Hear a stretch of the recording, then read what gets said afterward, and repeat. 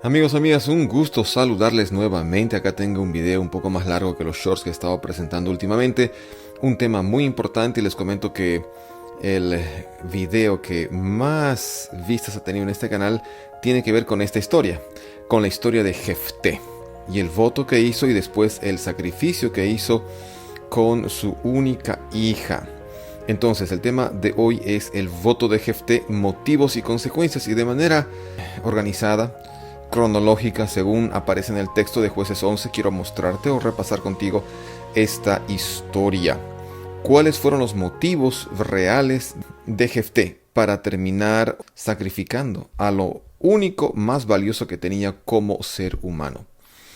Muy bien, motivos y consecuencias. No te olvides de suscribirte al canal. Estamos acá creciendo cada día, así que te invito a que me ayudes a seguir aumentando de suscriptores y también conociendo más acerca de las escrituras. Vamos entonces con el primer slide y dice así.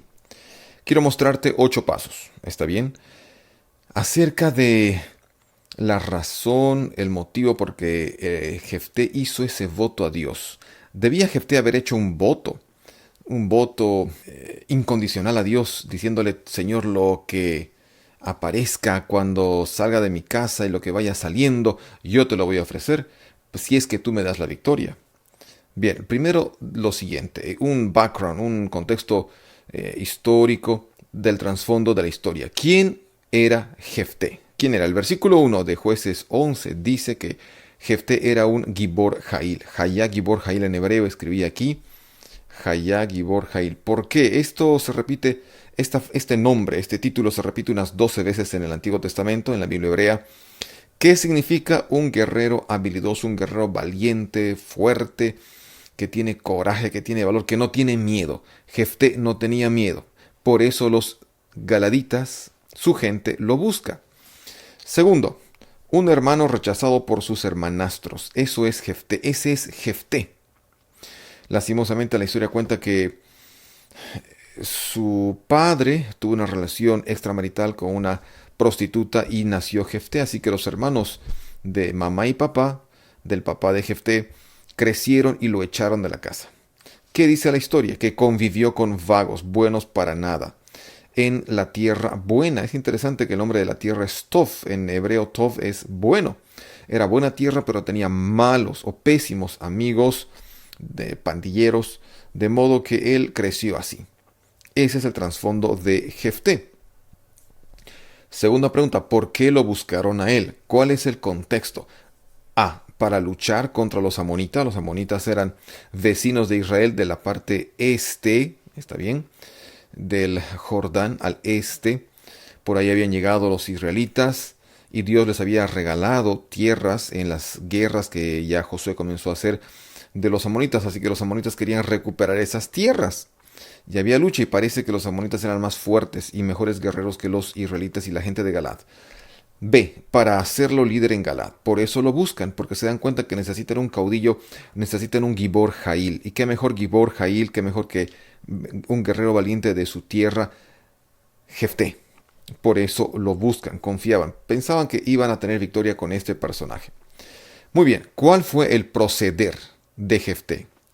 Y vamos a ver, el paso 1, o la primera situación que se presenta en la Biblia es esta. El rey amonita no escucha a Jefté. Luego que Jefté acepta ser el líder de los galaditas, él vuelve, lo nombran, él pidió eso, ¿no? Pidió dos cosas Jefté. Pidió dos cosas. Pidió, uno, que el Espíritu de Dios o que Dios esté con él y le dé la victoria. Y el segundo pedido fue que los galaditas lo reconozcan como el jefe, como la cabeza de su familia. Entonces el rey amonita no escucha las propuestas de Jefté, porque Jefté le dice: bueno, esta tierra es nuestra, ¿qué te hemos hecho? Dios nos regaló la tierra, ¿acaso no aceptarías una tierra que el dios Chemosh, dios de los amonitas, les regalara? Trata de argumentar, pero el rey amonita no escucha. El versículo 30 da la certeza de la compañía divina a Jefté. Dice: el espíritu del Señor vino sobre Jefté. Es decir, Jefté tiene ya la presencia divina y por ende la victoria está garantizada. En el versículo 30, ese es el segundo paso de la historia que se menciona en la Biblia. Pero, ¿qué sucede con Jefté? Pese a que ya tiene a Dios, al Espíritu de Dios en su ser, en su persona, y comienza él a avanzar, a reunir un ejército. El paso 3 sería que Jefté avanza hasta los amonitas, está listo para hacer guerra. Pese a que Dios ya está con él, Jefté siente que necesita hacer un compromiso, siente que necesita hacer algo él para merecer este privilegio, para merecer la victoria. Y no necesitas siempre, no necesitas hacer una buena obra, un buen acto para merecer el favor de Dios, para ser feliz en esta tierra de parte de Dios. No. Bueno, lo cierto es que Jefté hizo un voto. Ahí el paso 4, voto de Jefté, verso 30-31. Y aquí en la pantalla se ve, hay una propuesta y un compromiso, ¿no? Lo que está con naranja es la primera parte de este voto de Jefté, ¿no? Y comienza con sí. Si en verdad entregas. Esta composición, esta estructura gramatical de infinitivo absoluto más chictol aparece al final de la historia, cuando Jefté mira a su hija y le dice: en verdad, hija, tú has hecho esto conmigo. Pero al principio Jefté se refiere a Dios. Si de verdad, miren, hay una connotación de falta de confianza de Jefté hacia Dios. Si en verdad entregas a los hijos de Amón en mi mano, dice el voto, aquí está el compromiso: pasará que lo que vaya saliendo de la puerta de mi casa para recibirme cuando vuelva triunfante en paz, ahí está la palabra shalom, en paz, triunfante, será para el Señor. Ahí está el nombre de Dios, Adonai. ¿Y qué más dice Jefté? Lo ofreceré en sacrificio u ofrenda quemada. Eso significa el sacrificio, la palabra olá en hebreo, ofrenda quemada. ¿En qué está pensando Jefté? ¿Qué tiene en su mente? ¿Quiénes vivían en las casas? En las casas de los hebreos en esos tiempos, las personas, por supuesto que sí, y también los animales, como las ovejas, quizás ahí algunas gallinas, y también mascotas, perros de tamaño pequeño, ¿no? Mascotas. Entonces, a lo mejor Jefté dijo: bueno, yo simplemente voy a demostrar lo valiente que soy y estoy dispuesto a conseguir o dispuesto a hacer lo que sea con tal de estar seguro de la victoria y de que Dios me va a bendecir. ¿Qué denota este voto? Lo que acabo de mencionar. Y además, la falta de fe en el Espíritu del Señor que ya estaba, que ya reposaba en Jefté. ¿Qué más? Chantaje a Dios, coerción, ¿no? Yo haré esto si me aseguras esto. Si gano va a ser, en otras palabras, porque yo puse más de mi parte que tú. Seguridad en lo que Jefté puede hacer para ganar la victoria. Él dice: bueno, yo me comprometo y por eso voy a asegurar la victoria, porque Dios no va a tener otra que bendecirme. Más que, leo la parte que está con rosado, más que en lo que Dios puede hacer a través de Jefté. Así piensa Jefté según este voto, por lo que menciona este voto. Él tiene miedo a perder su estatus de jefe.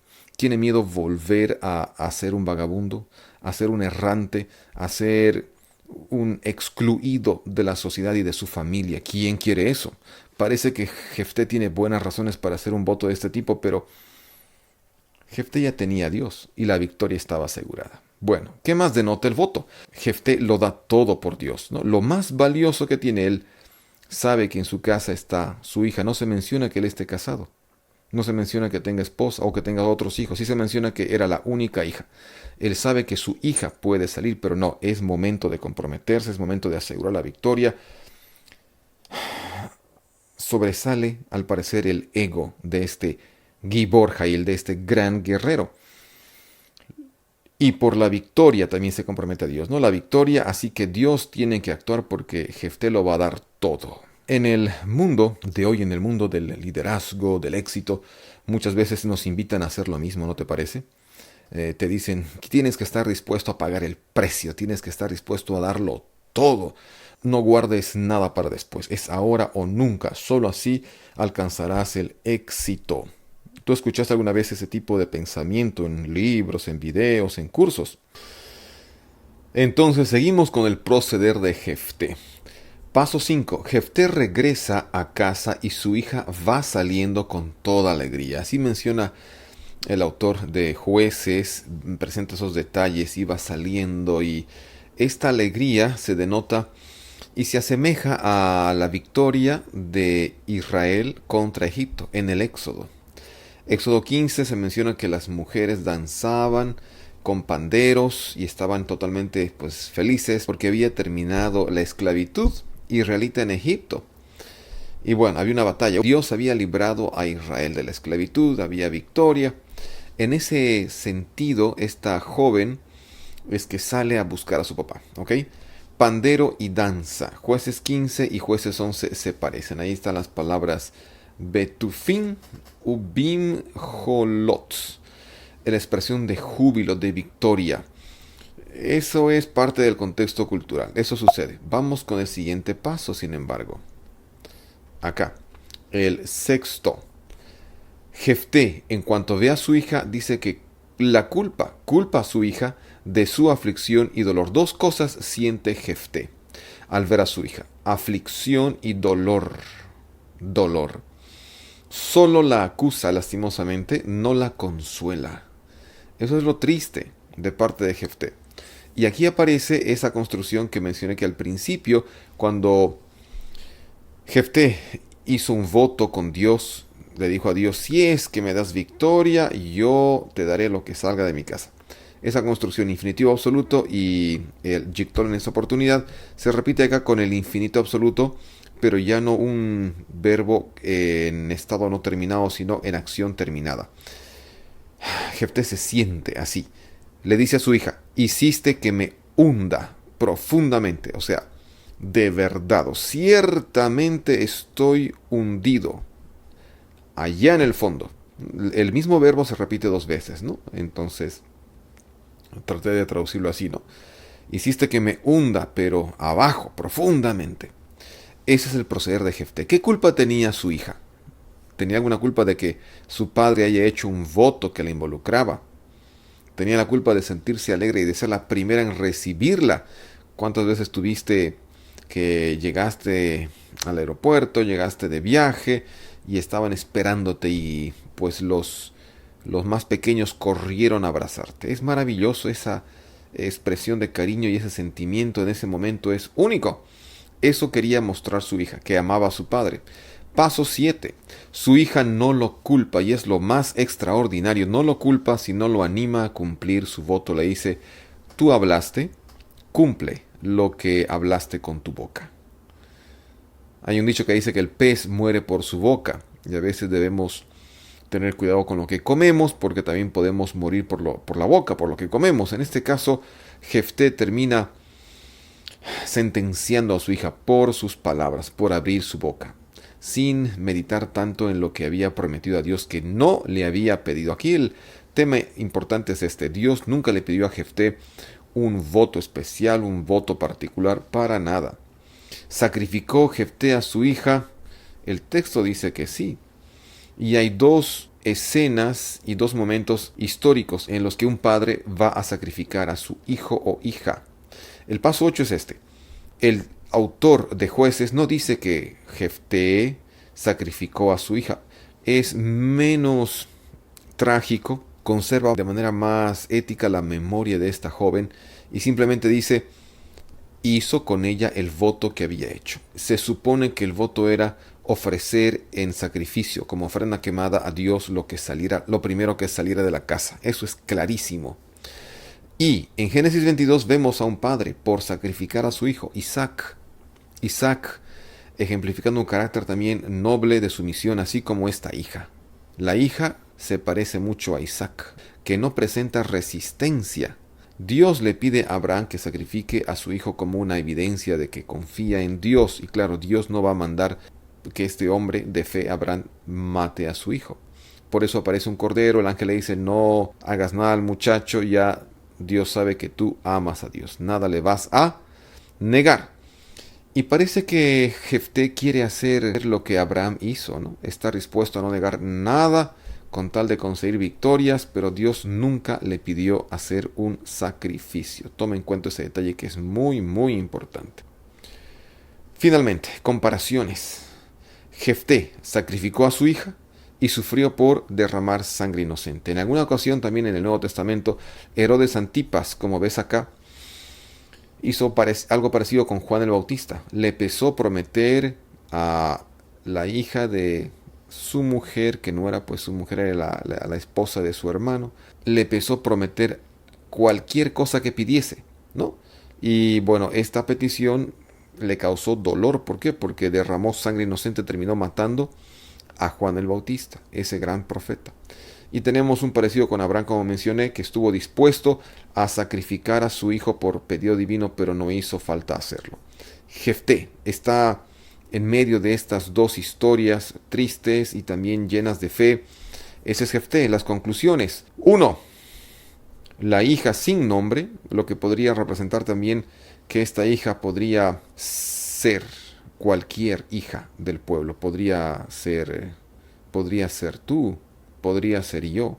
De ahí la falta o la ausencia de nombre. La hija sin nombre es la persona más honorable de esta historia. 2. Ella fue recordada durante años por su obediencia a su padre. Se instauró una fiesta en honor a ella porque murió virgen. ¿Y por qué murió virgen? ¿Por qué la Biblia menciona eso de que no conoció marido? Porque el interés de ella y de toda mujer era darle descendencia, ¿no?, a su familia, y también la promesa de Génesis 3:15, que una mujer daría a luz al Mesías, al Salvador, al que vencería a la serpiente. Entonces había mucha expectativa al dar a luz. Y claro, al no tener otro hijo o hija Jefté, y al matar a su hija, él se quedaba sin descendencia, y el llanto de ella es ese, que no le puede dejar un hijo a su padre para que el nombre se mantenga. El nombre de Jefté se pierde, su descendencia acaba. Y tercero, el guerrero valiente se queda sin descendencia ni nombre, como acabo de mencionar. Esta fue la historia referente a Jefté, el voto de Jefté, motivos y consecuencias de haber hecho un voto de sacrificar en holocausto, en ofrenda quemada, lo que fuera a salir de su casa cuando Dios, o si es que Dios le daba la victoria. Repito, Dios no se lo pidió. Jefté no tuvo una confianza plena de que el Espíritu de Dios ya estaba con él, no hacía falta hacer votos, pero esos fueron los motivos, lo que revisamos en el tema, y las consecuencias. Deja tus comentarios acerca de este tema. ¿Qué te pareció? Si tienes alguna otra idea. Yo he escuchado varias ideas acerca de este texto y su interpretación. Estuvimos revisando Jueces 11. Deja tus comentarios, no dejes de registrarte, tendremos más temas interesantes como estos. Hasta la próxima.